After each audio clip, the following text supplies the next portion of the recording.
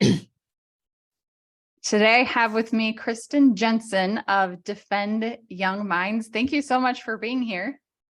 It's so great to talk with you, Melissa. Okay, I've loved your work for a really long time. In fact, I went back and looked. I bought one of your books called Good Pictures, Bad Pictures way back in 2015. So it's been a part of our family for a very long time. So you've been on the top of my list that I wanted to record with. So I'm so glad to have you today to share your expertise and wisdom because it's benefited my family personally. I always love to hear that. Makes all the work worth it. Yes, and we'll get into the details. I'd love to talk more in depth about your book and how it has helped my family have the pornography conversation or conversations with my kids. But I'm so curious to know. I know a little bit of your story, but I'd love to hear it from you. What had you decide that pornography in children was something that you felt like I want to make a difference here? I feel like I can. Well, I'll tell you, I'll be honest. When I first heard about pornography problems and that you could get addicted to it and that it was ruining marriages and all this, I wanted to have nothing to do with that. And I thought, I'll do something like, build a, orphanage in Mexico. But I didn't want to touch that. But several years later, I moved to a new city and met a woman who had a large family. And one day she called me up, asked if we could talk. And she told me about her 17-year-old son who they had found out that he had been molesting his younger brothers and sisters from the 14-year-old to the 4-year-old. And pornography was definitely a big part of that. I actually talked with him later and found out that, he had to go to a special program. Thank goodness in our state, we actually have a program for these kids. And but he said that every single one of the boys in his cohort were, they had acted out on children because they had been exposed to pornography, not because they had had a hands-on perpetrator, but they had been exposed to pornography. Pornography was the perpetrator. Anyway, I woke up the next morning and I just felt just like I had to do something about this. I had to figure out a way to warn the young children. I don't know. I think it's just one of the reasons I'm on the planet. That's all I can say, because I did not want this. But suddenly it just was like, I just felt compelled, right? So I went and looked for books because I thought, oh, there'll be a book. There'll be a book and I can just send it to this friend and she can warn her younger children and, but I couldn't find any books. They were all about, sexual abuse or stranger danger or that kind of thing, but they weren't about pornography. Nobody mentioned it. So I started to do some research, and that's 3 years later. Good Pictures, Bad Pictures was published. And then 2 years after that, 3 years after that, Good Pictures, Bad Pictures Junior for 3 to 6 year olds, that was published in 2017. So, and to be honest, I didn't even think of doing a book for younger kids. I was still hearing people going, what? Talk to a 7-year-old? I'm like, yes, because they have access to the internet and they're getting into this stuff. But I never thought of a 3-year-old until multiple parents started asking me to write this book. So obviously there's a need for that. So those are the 2 books. And I also wrote one for therapists, which is the Good Pictures, Bad Pictures Guidebook for Counseling Kids. So that's what I've done.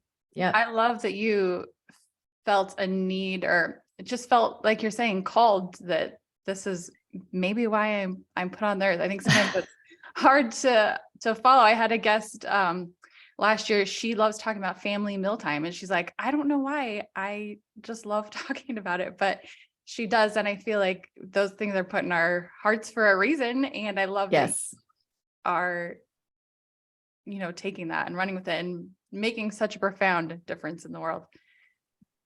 Okay. Thank So you. something that you said there at the end reminds me. So I did recently, in preparation for this interview, I did get your Good Pictures, Bad Pictures Junior, which I had not read prior to just a few days ago. And like you said, it's for children ages, I believe, 3 to 6. Mhm. And you said, or you say in your book, maybe you could expound more on this, that the best time to start talking to your children about pornography is when they first have access to the internet. Right. So that's probably one of the most asked questions that I get. Like, when should you start this conversation? And I say, well, when do you have any access to the internet? That's when. So I've already read this book to my grandchildren. I have 2 little boys, and they at age 2. And so we just keep reading it. And each time as they get older, they get more and more of it. But it's normalized in the sense of this is a normal conversation that we can have. We can talk about it. It's not hidden. We're going to bring pornography out of the dark where it has power and into the light where our kids have power. I love And that. that's the whole point of it. Yes. And I think you're right. It might at first thought seem like, is this a conversation for a 2 or a 3-year-old? But it absolutely, they're having access to the internet and anything on there. And the sooner they can learn these skills, what to do when they see it, the better off it will be. And like you're saying, making it part of a conversation that they don't have to be afraid about, but it's like a conversation that our family is already in, and we're not afraid to talk about any of it. Mm-hmm. I would love to know, like, so say if someone's listening and they have a child that maybe they realize, hey, we've never actually had this conversation about pornography. Where would you recommend someone starts? Okay. Well, we do have a quick start guide that you can download for free on defendyoungminds.com. So check that out. That's our most popular guide, partly because it's free, but it's also very good. It gives you some statistics and answers some really good questions about having these conversations. So I would definitely go and check out the quick start guide. How do I talk to kids about pornography?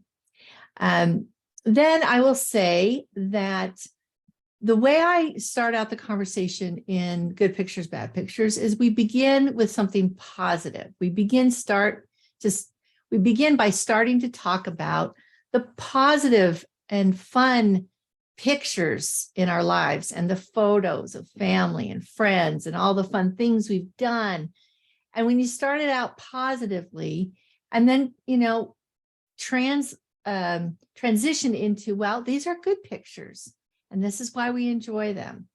But they're also bad pictures. Some pictures are good, some pictures are not good, they're bad for you. And then just a simple definition of what bad pictures are or what pornography is. Now, some people are not going to be comfortable saying the word pornography with children. My own personal thought is we need to get control of this word and have power over it and not give it like additional powers, right? Yeah. The name that must not be named or whatever, I think we can say this word with our young children, but that's up to you, right? It really is up to you. And maybe you'll do it later on, maybe not at 3, but maybe, there's only one little place in the younger book where it's on a little sticky note. You don't have to say it. But so the first thing a kid needs is a definition, right? A definition so they recognize it. And then they need a warning. They need to know that it's harmful and some of the reasons it's harmful as they get older. And then third, they need a plan. So they know exactly what to do when they are confronted with seeing pornography. So many children don't go looking for it. It comes looking for them, or another child shows it to them.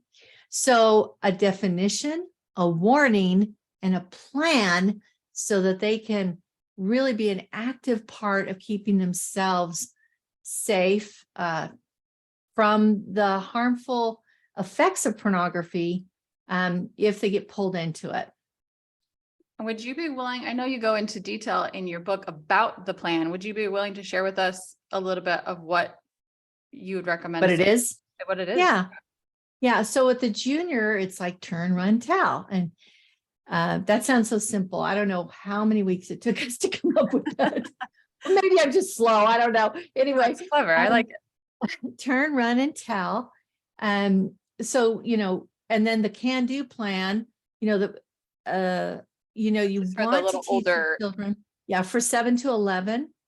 Although I will say in the book for the older kids, Good Pictures, Bad Pictures, Porn Proofing Today's Young Kids, I've had many people say, oh, I use it for my teens, but I just kind of go through and highlight the principles. And then I use it as a guide for a discussion, which that's also good. And I've had therapists say they use it for their adult clients who are addicted to pornography because it's so helpful in boiling down.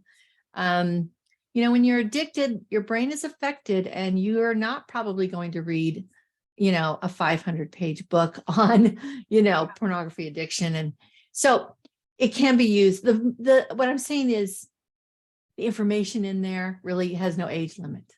The presentation of it is probably a little young for a 15-year-old, right? But in any case, now I forgot what your question was. I'm like circling around. No, you touched on it. Just like, what was the actual the plan. Yes. Right. So close your eyes, always tell a trusted adult, and name it when you see it. And in the book, we tell you why, the brain science behind each of those things. And then the last two are really how to minimize those memories. Because when a kid sees it, so many people, if you'll ask them as adults, what was the first time, you saw pornography? They can always tell you because it just made such an impression. Well, we need to help kids learn how to minimize those memories, how to build a neural connection away from those memories. And it takes a little practice, but it's simple to do. And this is something that adults that are in recovery, they do. My husband says that if he's exposed to something that he doesn't want to remember, he uses the same can-do plan. So again, there's no age limit on this plan. And it's very, very helpful, all based on neuroscience, really, and what really works. And I don't remember as much, maybe it was there, maybe I just don't remember as much science in your first edition as I'm reading in the second edition. I love it's so well researched in the science of what pornography does to the brain. From a scan perspective, it is the same as an addiction. Am I correct? Yes, absolutely. And there's just a drug addiction, that is. Tons and tons of research studies. In fact, I'm starting to work on a little project where I'm going to be describing and showing the latest studies that prove the science behind Good Pictures, Bad Pictures. So I will say it's definitely an addiction. I mean, if gambling can become an addiction, then sex and pornography can definitely become an addiction. So it's, when we take a drug physically, a substance, it works on the dopamine in our brain, and it works on certain pathways, the pleasure system and the reward system. So pornography, we bring it through our eyes, sometimes through our ears, sometimes, we read it or we hear it, we view it. That is something that, is just bringing in a drug through a different way, but it has really similar effects. For example, they've found that if you're addicted to substances, they've done studies where they look at the prefrontal cortex. which is your control center. That's the brakes to your brain, right? And your executive functioning. And in all addictions, they see that this is shrunk because you're not using it. You're basically not using your brakes. You're not using that muscle. And so everything is just going through the feeling brain, right? Instead of the thinking brain. And what they did. I love how you introduced that concept in your book. Even my teen boys, sometimes I'll say like, hey, this is a great example of our thinking brain versus a feeling brain. And you're kind of describing that now, you know, where sometimes we're conditioned to do something because it feels good rather than like thinking it through. And these two things are at play in our mind. Yeah, I've had so many parents say they use the thinking brain, feeling brain for a lot of other things in parenting than just, you know, talking about, you know, how pornography affects your thinking brain and feeling brain.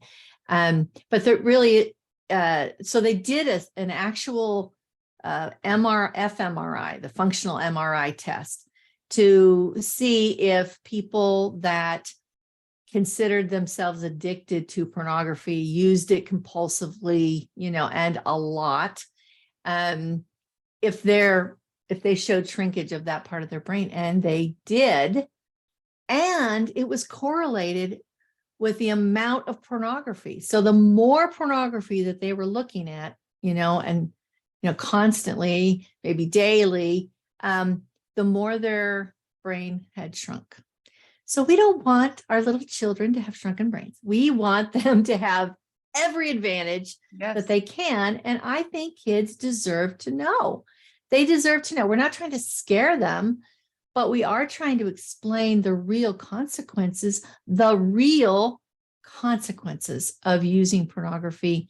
And I think we do them a great disservice if we don't explain the truth.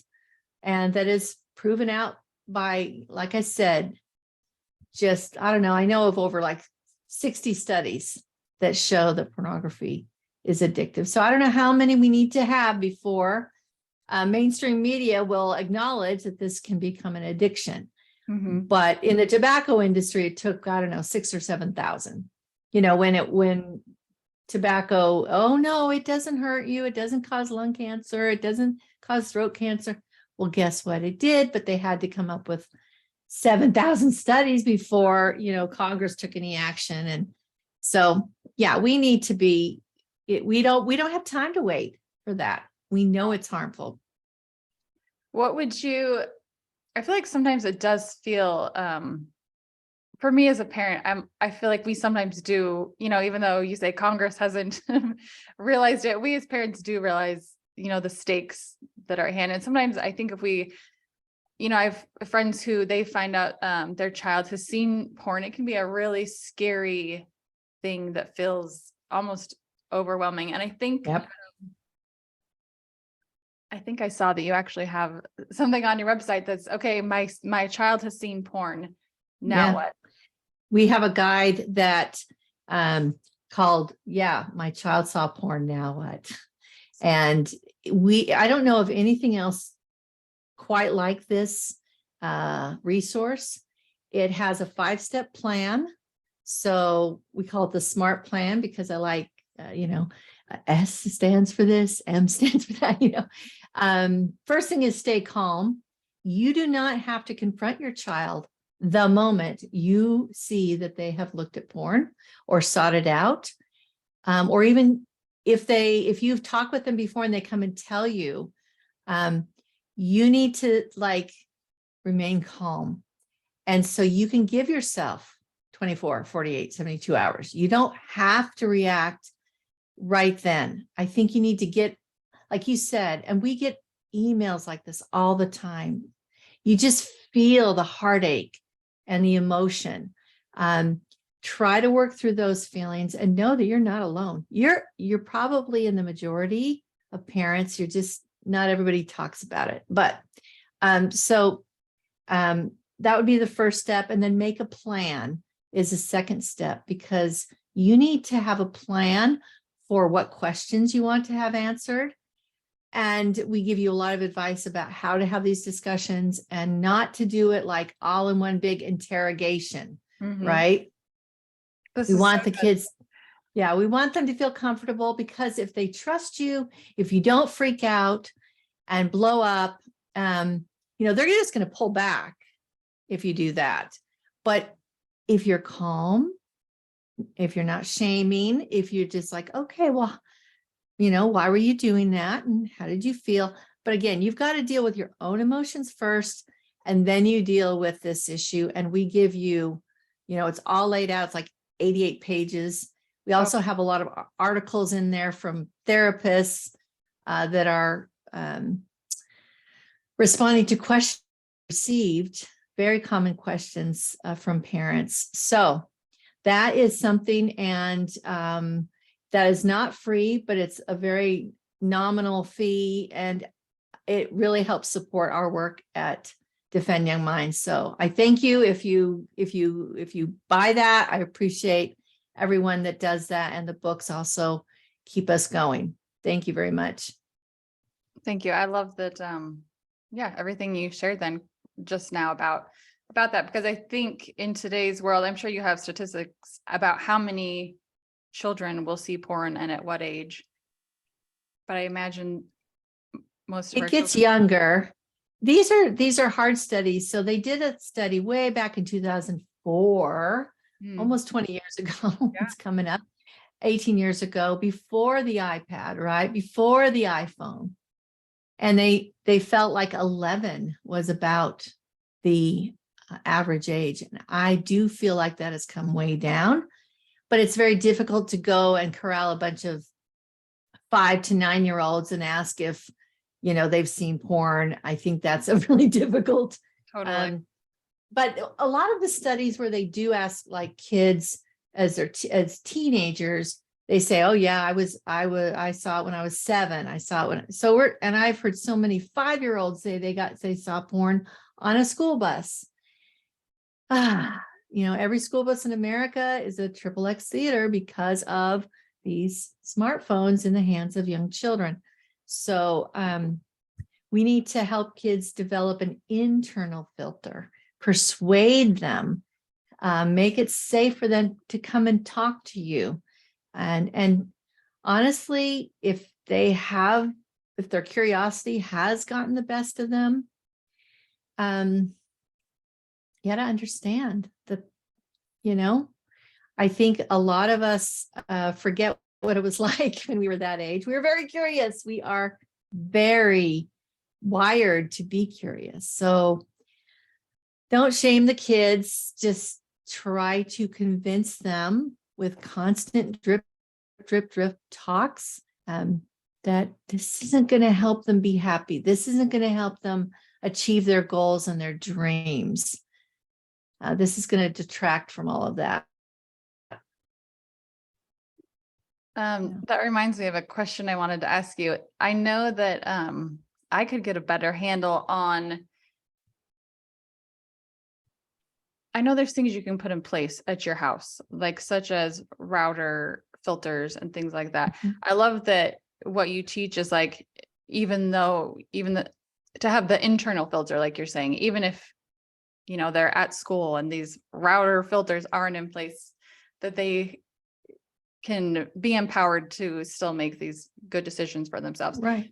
But if a parent were looking for, some of those first line defenses in their home, such as a router filter, something like that, is there anything that you would recommend? Like, oh yes, I would absolutely do this or do that.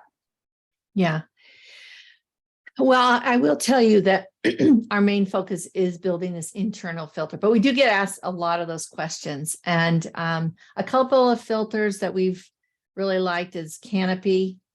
And that uses AI, artificial intelligence, to recognize, pornography, recognize nudity, and not just on a website, but on a picture. So it won't shut down. Like, for example, if you have one of these, filters, it used to be, you were going to look for chicken breasts on sale and it wouldn't let you because breasts, oh my gosh, the words. So this is a little smarter way. I've heard Griffin is good.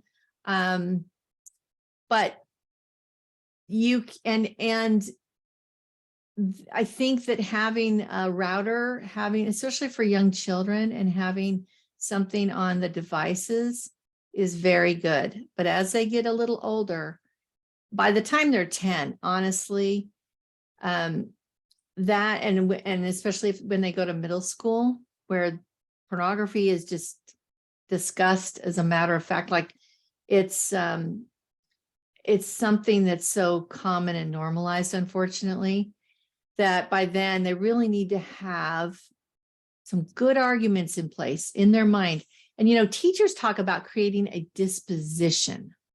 So we want to create a disposition against pornography, a disposition that will help a child reject it. And, one of the things that we have now is the Brain Defense Digital Safety Curriculum. And while Good Pictures, Bad Pictures is awesome for parents to read, this course is taught not by me, thank goodness, it's taught by 6 positive teens. And they are older peers. And we know prevention science teaches us that older peers have a huge impact on younger kids. So these older peers teach all of this. They tell stories. They can kind of joke with each other, tease each other. And so it's funny, it's memorable.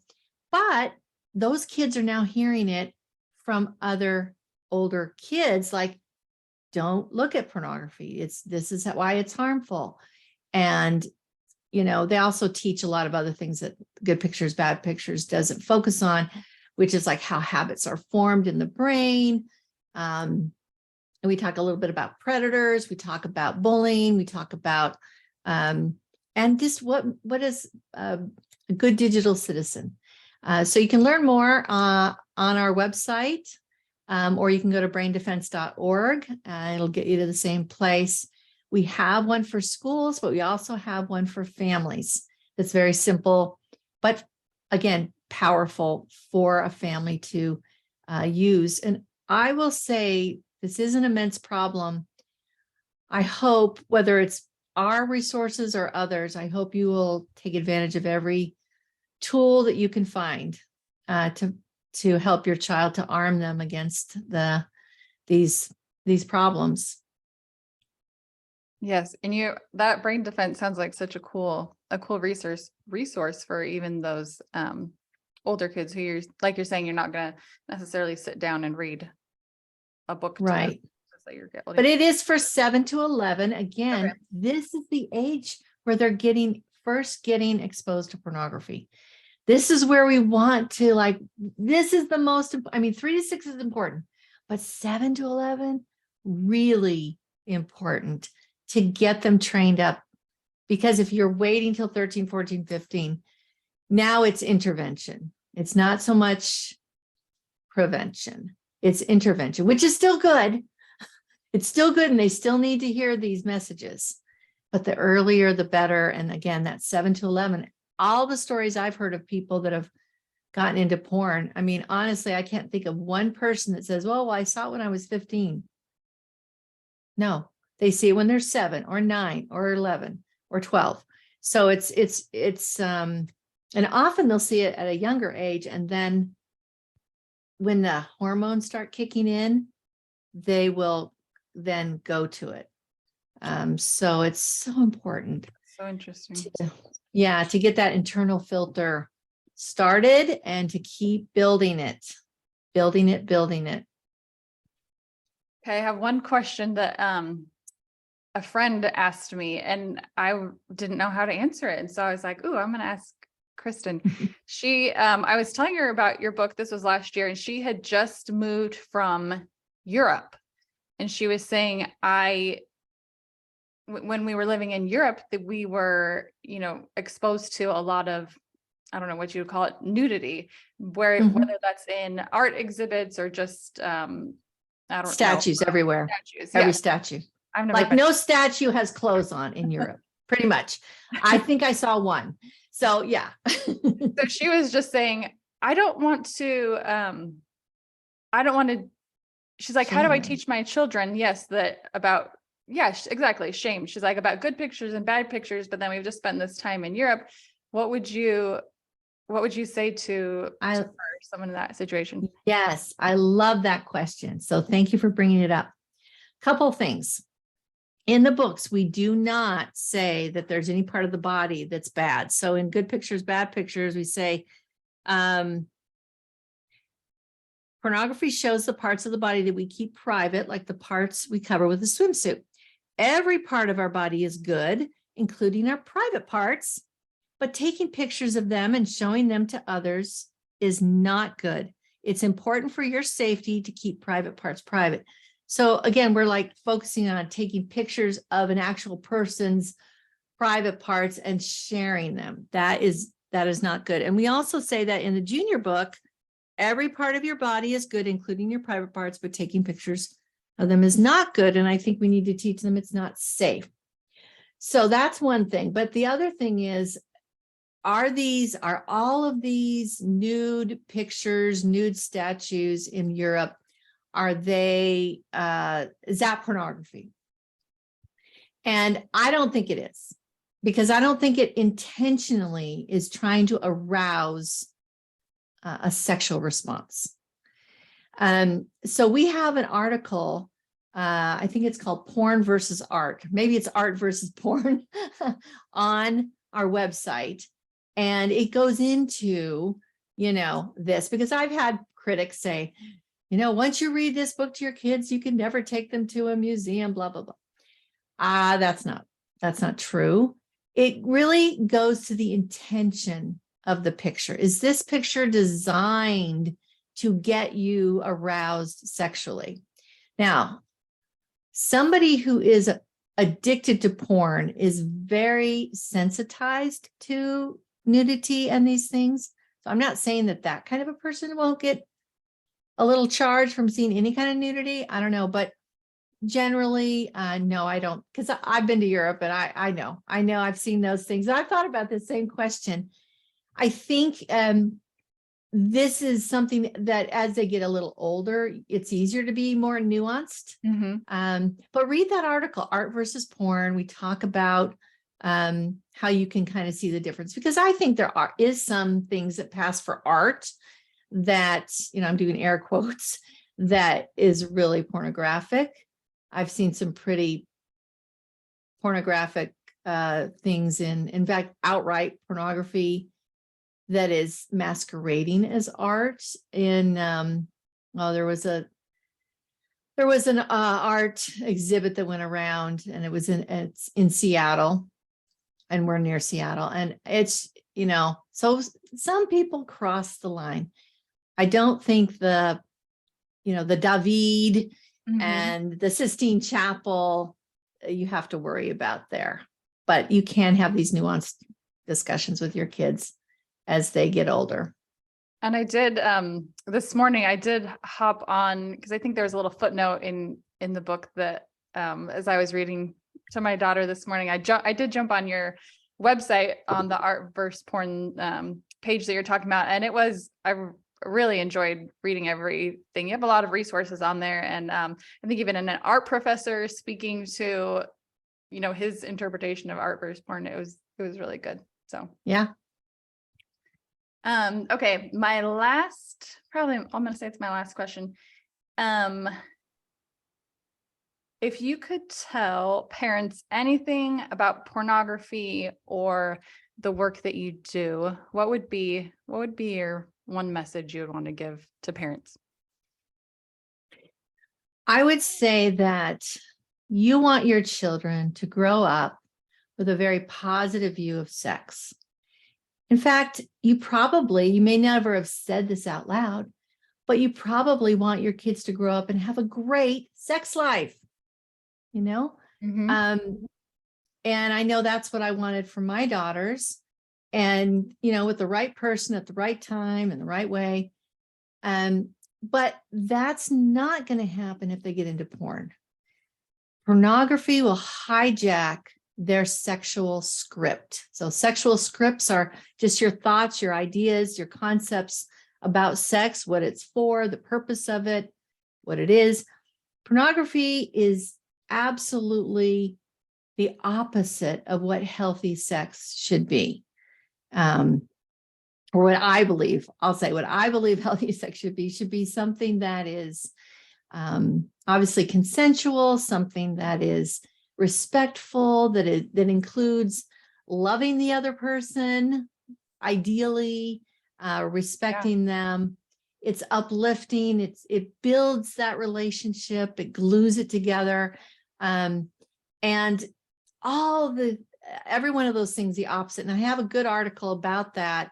I think it's like 7 crucial conversations about, anyway, I'm famous for forgetting the titles of my articles. It's on your website though. 7 crucial conversations. I think that's what it is, 7 or 6. Anyway, yes. And the thing is that you want to be thinking about this from the time they're young, because we live in this hyper sexualized world. And sometimes we just kind of get desensitized to it a little bit. But if we try to see it through young eyes, you can't shield them. You can't raise them in a bubble, but you can be the first to start talking about this.